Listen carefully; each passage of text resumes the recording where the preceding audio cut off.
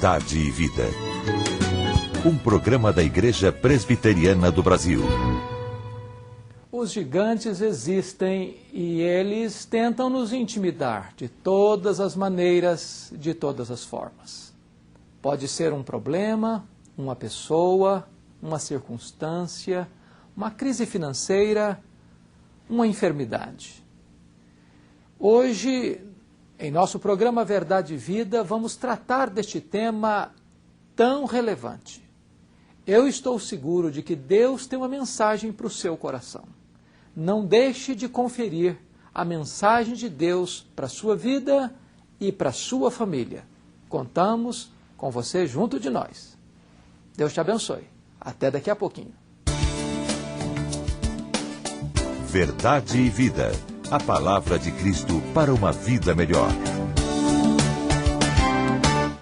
Bem, querido amigo telespectador, é com alegria que temos aqui ao nosso lado o reverendo Alderi Souza de Matos, pastor da Igreja Presbiteriana do Brasil, historiador oficial da Igreja e professor de História da Igreja do Centro de Pós-Graduação André Jumper, em São Paulo.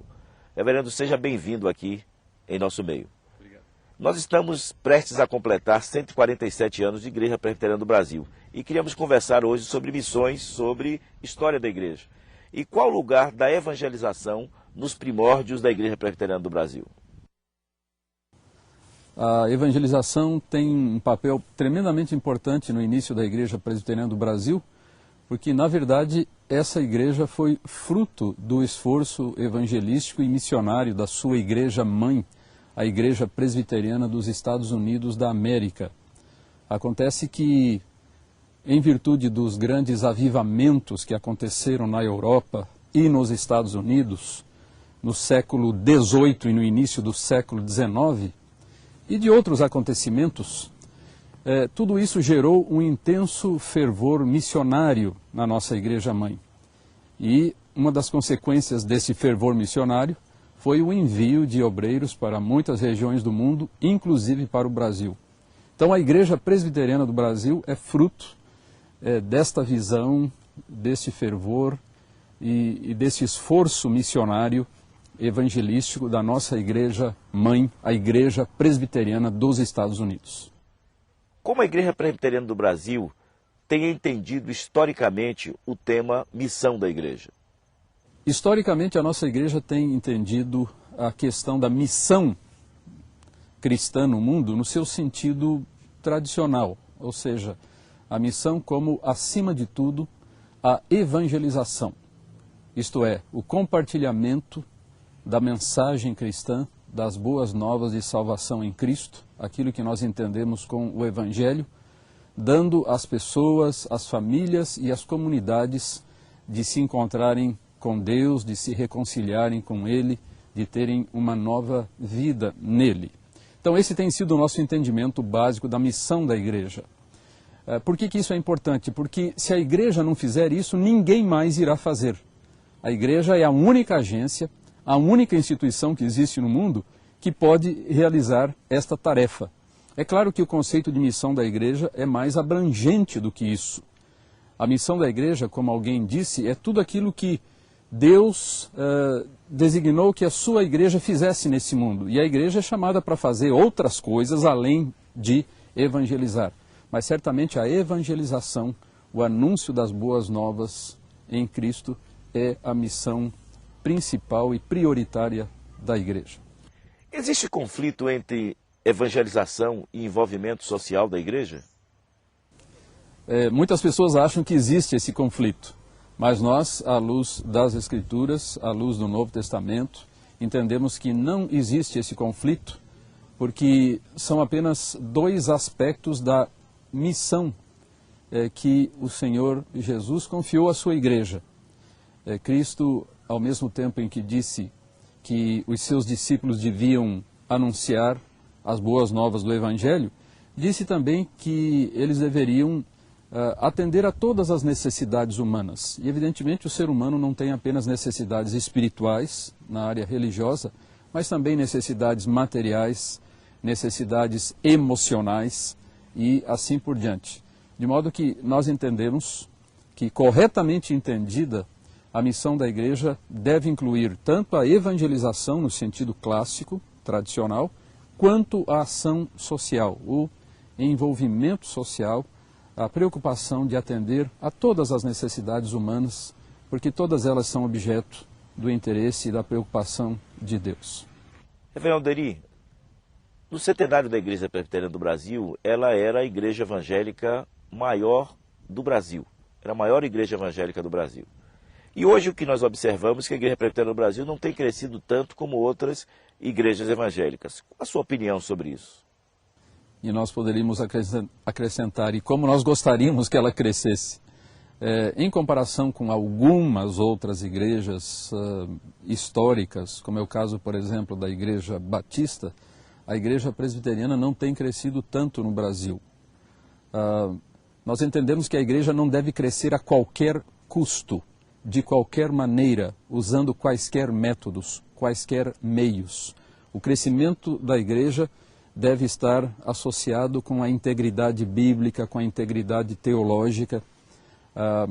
Mas, mesmo dessa maneira, nós entendemos que a igreja pode crescer e deve crescer mais do que tem crescido. E talvez a razão por que nós não temos experimentado tanto este crescimento é que realmente nós não temos investido tanto quanto poderíamos e quanto deveríamos na área da evangelização. Nós sabemos que outras igrejas estão sempre falando a respeito desse assunto, evangelismo, missões, nos seus cultos, sempre levantando ofertas especiais para missões, sempre convidando missionários para falar à igreja.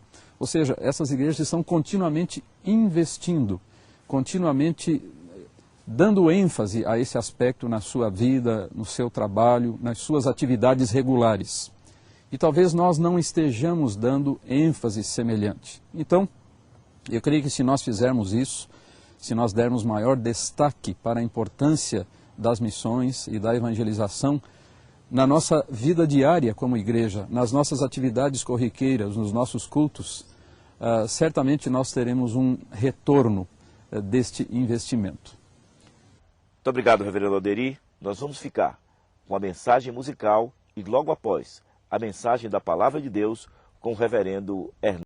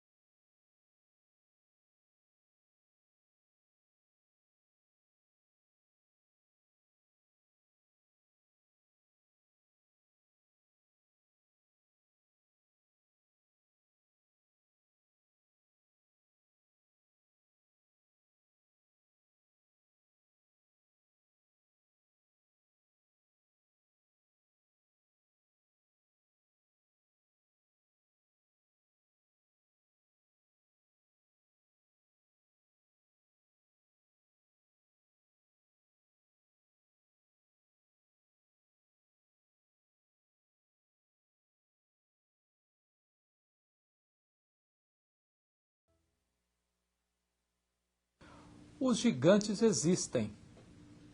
Eles estão espalhados por todo lado, eles são numerosos, eles são atrevidos, insolentes e ameaçadores.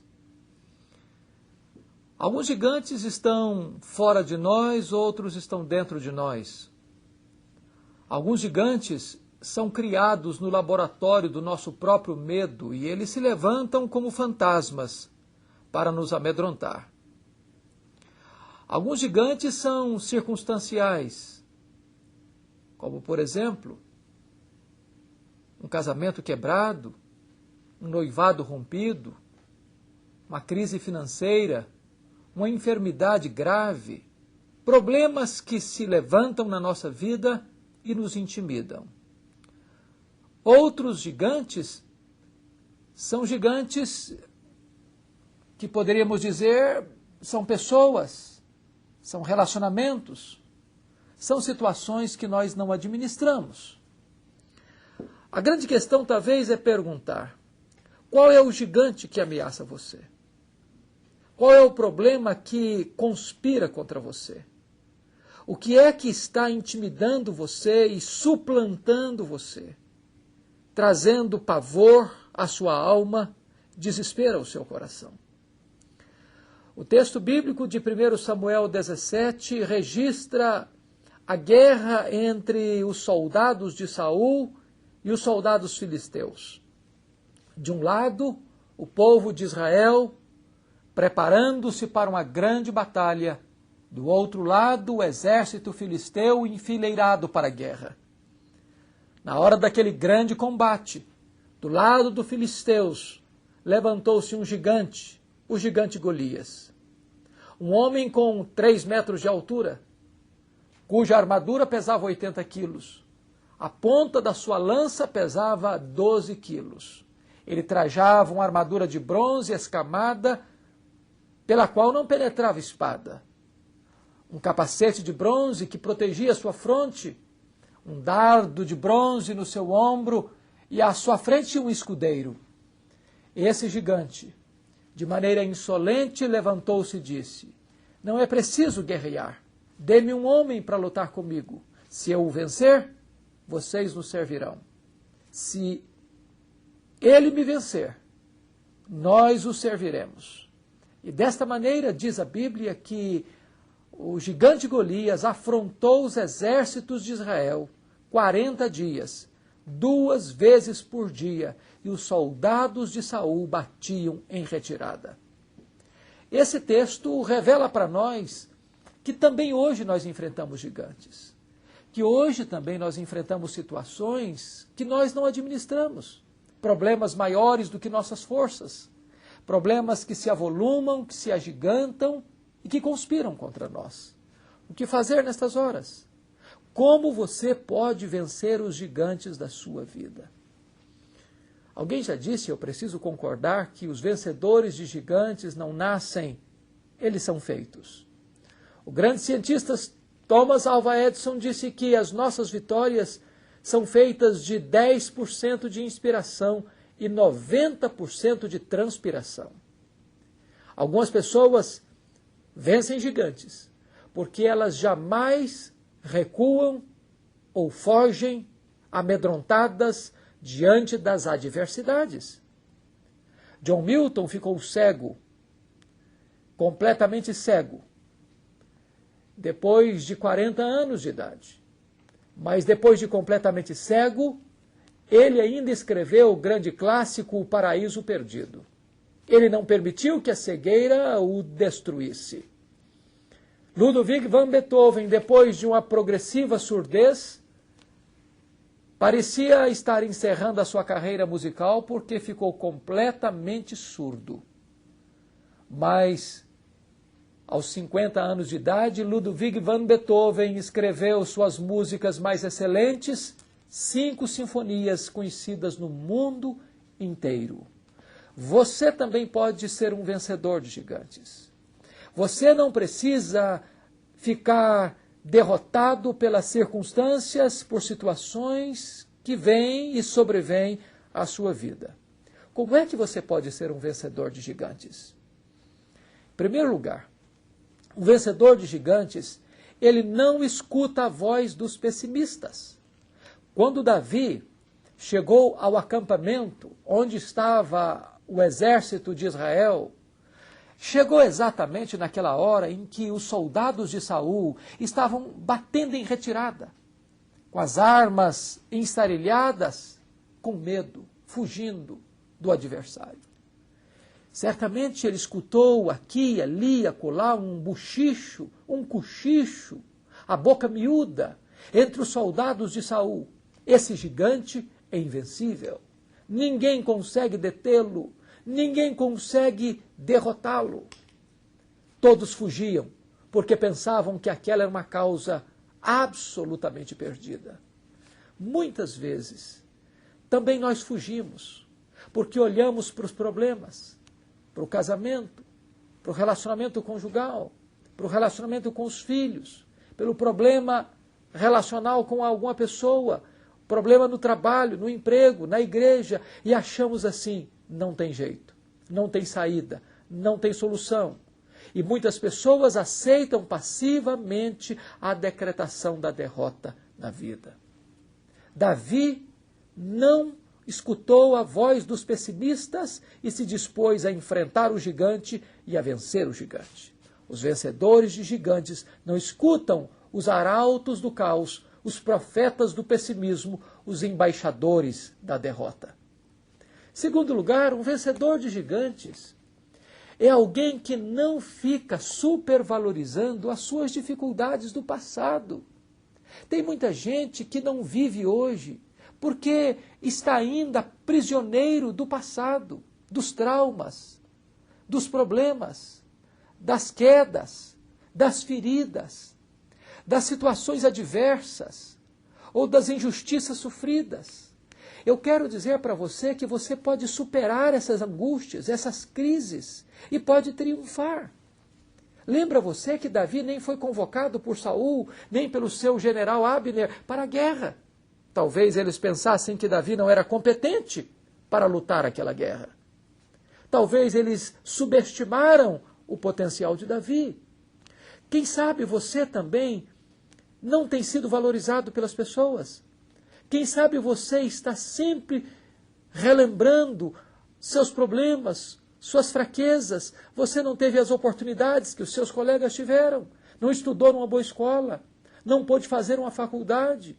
Não teve os mesmos privilégios. Mas eu quero lhe dizer que estas dificuldades do seu passado não podem impedir você de triunfar sobre os gigantes agora na sua própria vida. Em terceiro lugar, um vencedor de gigantes é alguém que precisa primeiro vencer os seus críticos.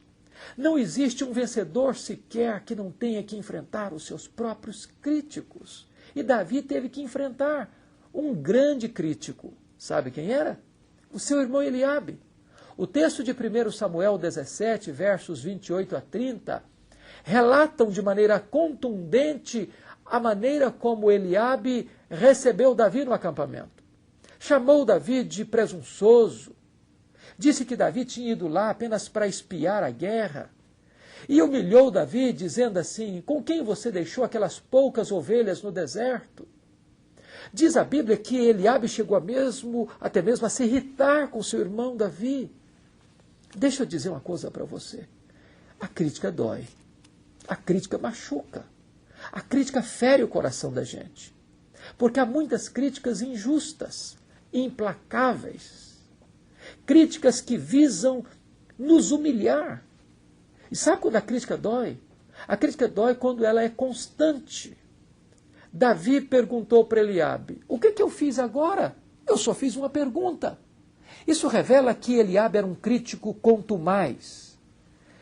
Mas a crítica dói quando ela vem embalada por um sentimento de ira, de raiva, de ódio. Diz a Bíblia que o Eliabe perdeu o controle emocional. Ainda mais a crítica dói quando ela tenta julgar as nossas motivações. O Eliabe disse que o Davi era presunçoso. O Davi não era presunçoso coisa nenhuma. O Davi estava naquele acampamento levando um lanche para os seus irmãos, quando ele já era o ungido de Deus, escolhido por Deus para ser o próximo rei de Israel.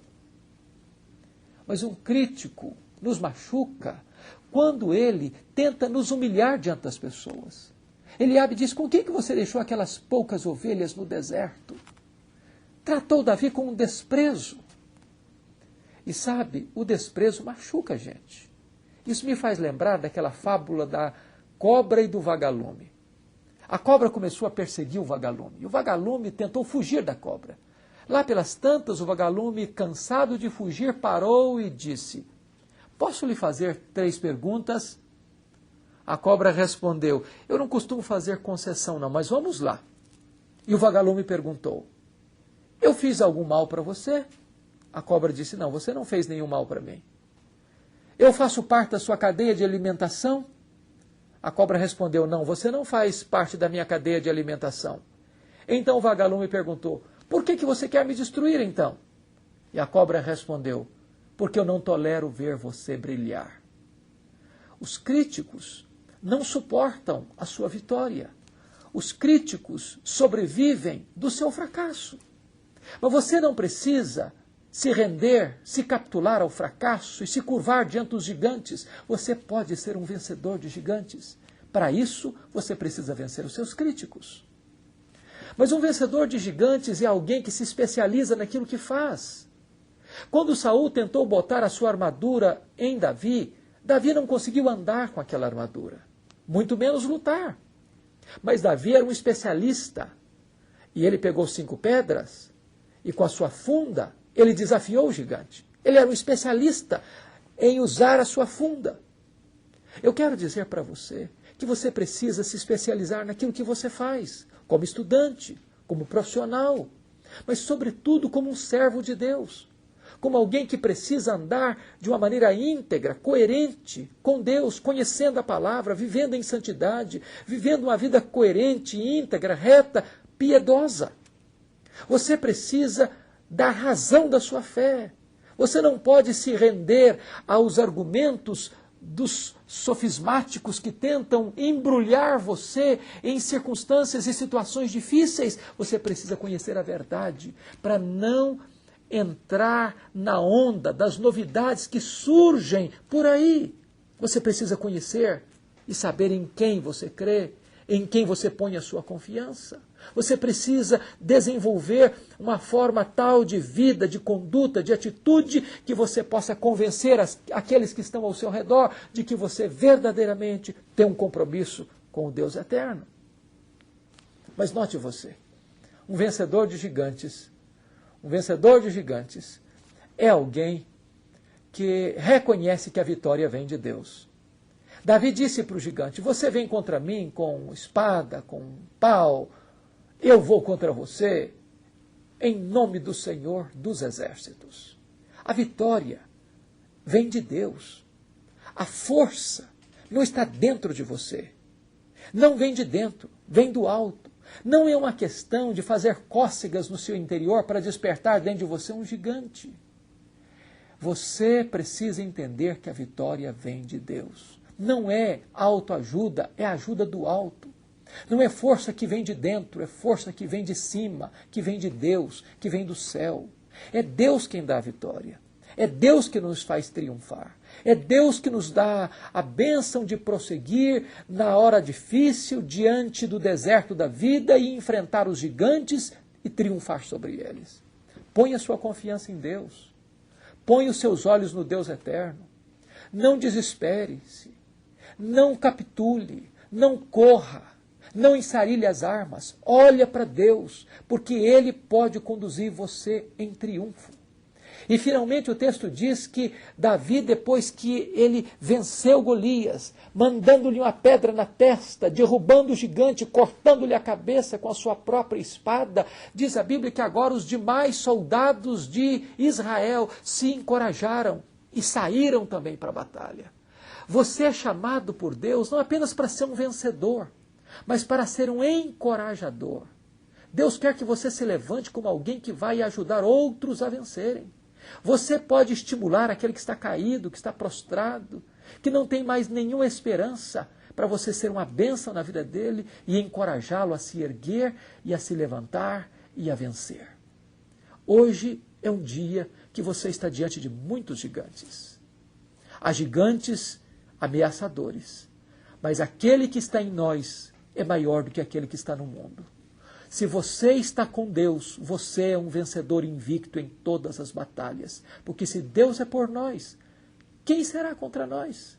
Agarre-se ao Deus onipotente e vencedor, e você será um vencedor. E os gigantes terão que se curvar diante de você, porque o Deus eterno que está com você e em você é o Deus que jamais experimentou uma derrota, é o Deus que nos conduz em triunfo. Que Deus te abençoe e que você experimente a maior de todas as vitórias na sua vida e através da sua vida. Verdade e Vida, mostrando o caminho do perdão e da vida eterna. Eu sou o caminho, e a verdade e a vida. Ninguém vem ao Pai senão por mim. E o Senhor seja contigo, querido amigo telespectador. A minha oração, meu desejo sincero é que, à semelhança de Davi, que venceu aquele grande gigante, você possa ter alcançado a maior vitória da sua vida, a sua salvação, ao reconhecer Jesus como seu Senhor e como seu Salvador pessoal, reconhecendo-se pecador. Você agora, pela fé, é uma nova criatura em Cristo Jesus. Graças a Deus, porque também, há 147 anos atrás, um jovem chamado Ashbel Green Simonton aportava no Brasil e assim começava a Igreja Presbiteriana do Brasil. Graças a Deus, porque muitos Simontons, ao longo desses 147 anos, têm feito da palavra de Deus um instrumento a proclamar as verdades da palavra do Senhor, que Jesus Cristo é o Senhor, para a glória de Deus Pai. Nesse domingo, visite a igreja presbiteriana mais próxima da sua residência. Aí, na sua cidade, é uma igreja presbiteriana. Então, escola dominical e culto começando sempre às 9 horas da manhã, culto à noite, 18, 19 horas. Você é o convidado especial do programa Verdade e Vida. Continue orando pelo programa Verdade e Vida. Ore, contribua, participe, divulgue que esse programa está aqui no ar. O programa Verdade e Vida chega ao seu lar para abençoar você e sua família. Você também foi chamado para ser um abençoador. Como você pode abençoar o programa Verdade e Vida? Investindo, dando uma oferta mensal. Você pode depositá-la no Banco do Brasil, agência 4442, dígito 3, conta 7.000, dígito 9. Agência 4442, dígito 3, conta 7.000, dígito 9. Você faz parte dessa história de fé. Um programa da Igreja Presbiteriana do Brasil. Até o próximo sábado, quando estaremos mais uma vez com o nosso programa Verdade e Vida, às 7h15, aqui pela Rede TV. Que Deus possa lhe proporcionar uma semana abençoada e abençoadora, e que a presença de Jesus se faça presente na sua vida. Até lá, e que Deus muito o abençoe. O Verdade e Vida oferece a você gratuitamente o Cada Dia. O Cada Dia é um livreto de meditações para ajudar você a conhecer melhor a Bíblia e viver uma vida feliz. Peça o seu exemplar escrevendo para Cada Dia, Caixa Postal 130, Campinas, São Paulo. Ou envie um e-mail para cadadia@lpc.org.br. Se preferir, ligue